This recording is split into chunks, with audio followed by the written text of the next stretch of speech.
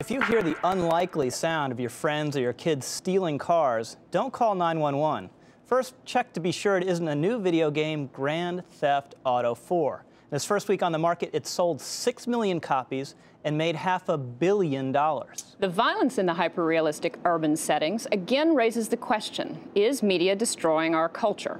In the latest version, the player has a conscience, but still leaves a trail of bodies. Is this one more step toward making the unacceptable unexceptional?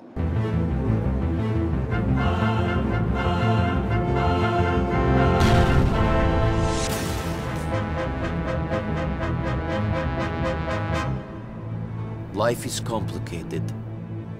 I killed people, smuggled people, sold people. Perhaps here, things will be different. That's N'Gai Croal, an Eastern European immigrant and veteran of the Balkan Wars. He's the game's main character, you, the player, in virtual reality. As Nico, you arrive in Liberty City, Grand Theft Auto's hyper-violent rendition of New York, and set off to find the American dream. But soon you're confronted by gritty reality in the underbelly of Liberty City. I'm telling you, do this! Here, the crime bosses prevail. Shut them up! They give you missions to complete, and these missions are the heart of the game. Gamer John Hyder's mission starts with a carjacking. Okay, time to steal a ride. Along the way, you can steal cars and you can crash them. You pick fights, shoot cops, and make things explode. And then there are the killing sprees. Start bumping off civilians, the cops will come, you shoot at the cops will shoot you, and off to the races. Please, no more killing. As Nico's journey twists and turns, the game takes satirical swipes at the media, celebrities, politicians, the internet, and advertising. Plus hot style equals the ride of the streets. The Karen Dilettante. It's a virtual world with its own morality, where choices have consequences.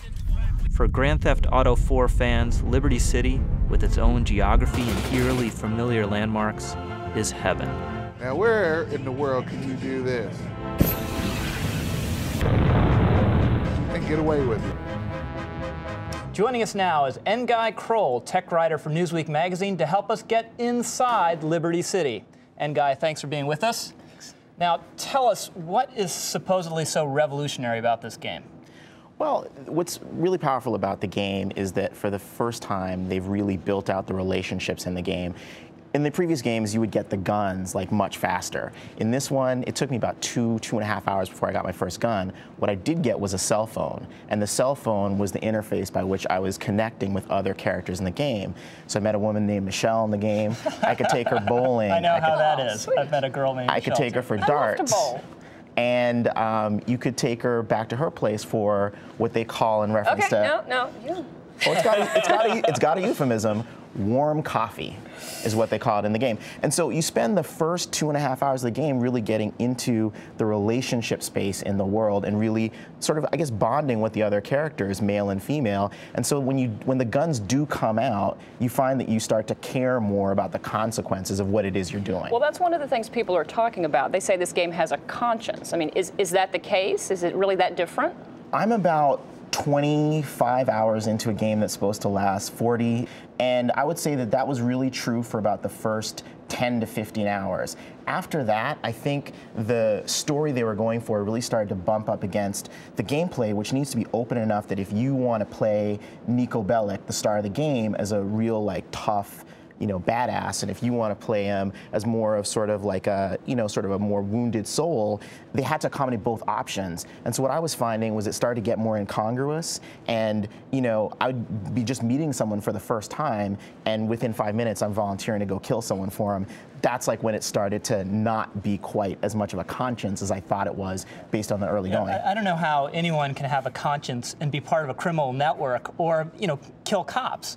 And the other thing we're hearing about this game is a little better and more subtle because the violence is more realistic. But is that really any better if you're killing someone realistically?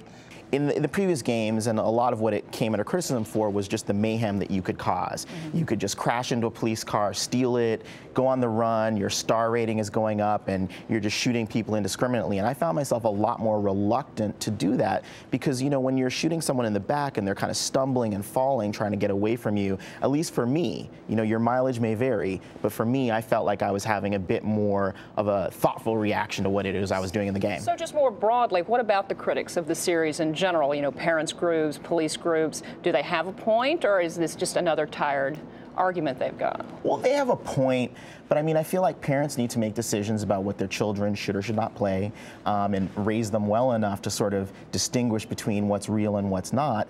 And I look at it as the same in terms of the First Amendment as any sort of, you know, artistic expression. So whether it's a movie like Goodfellas or a TV show like The Sopranos, I think they should be free to explore those themes, which include sex and violence.